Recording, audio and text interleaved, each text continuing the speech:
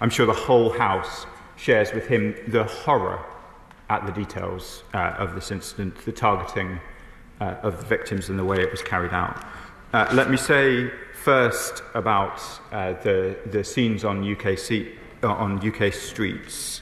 Firstly, we are aware of reports of the video that my honourable friend refers to.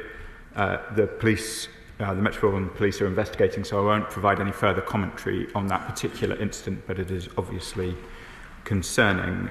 We take our responsibilities under the Vienna Convention for the security of all embassies and indeed High Commission, so both the Pakistani and Indian High Commission will receive all of the support of the UK state to ensure that they stay safe. As my honourable friend has said, and I know many in this House feel, these issues have long been discussed with passion on British streets, and we call on all sides, all community leaders, all involved, to call for calm at a time of tension in the region. Shadow Foreign Secretary, Dame Priti. Thank you, Mr. Speaker, and I thank the member for Smethwick for securing the question, and also my honourable friend, the member for Harrow East, for the support he's given to India, because he also tabled a question today too on this. Mr. Speaker, my condolences, thoughts and prayers are also with all those affected by this murderous, violent terrorism that has taken place in Pahalgam. And I recognise for India and the diaspora communities in the UK in particular, this has been a really difficult week.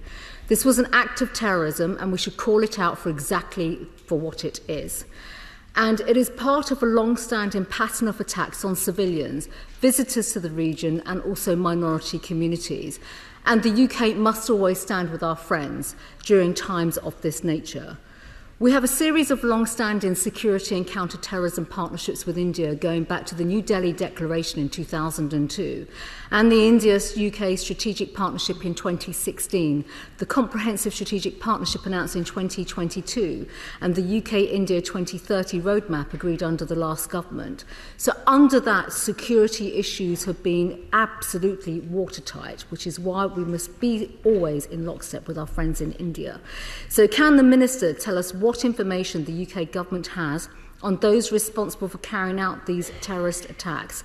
Does the government believe that Lashkar-e-Taiba, the terrorist group prescribed in the UK, bears responsibility? Is the government aware of any cross-border links to Pakistan of the perpetrators of this terrorist act?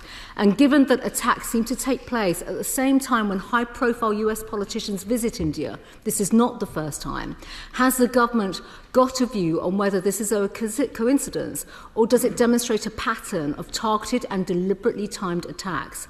We know the Prime Minister spoke to Prime Minister Narendra Modi last week, but has the UK provided any specific support in response to this terror attack and taken any practical steps to assist our friends in India?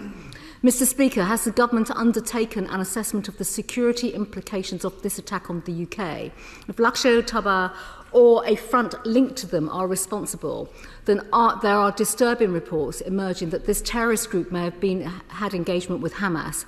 Has the government made assessment of the relationship between groups causing terror and destabilisation in Kashmir and those pursuing violence and terrorism that threaten our interests and global peace and security?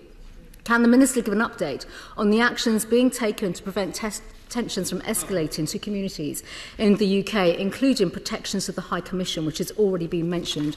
And will the UK leverage its influence in easing tensions between India and Pakistan? Minister. Thank you, Mr. Speaker. I thank the Right Honourable Lady for her questions. India is a friend to the UK, and we have been clear in the depth of our friendship in our response to this incident. She wouldn't expect me to comment in detail on intelligence and security matters in relation to this attack, but I can assure her that we are looking very closely. And she's right. Terrorism, wherever it is found in the UK, is a threat to global peace and security.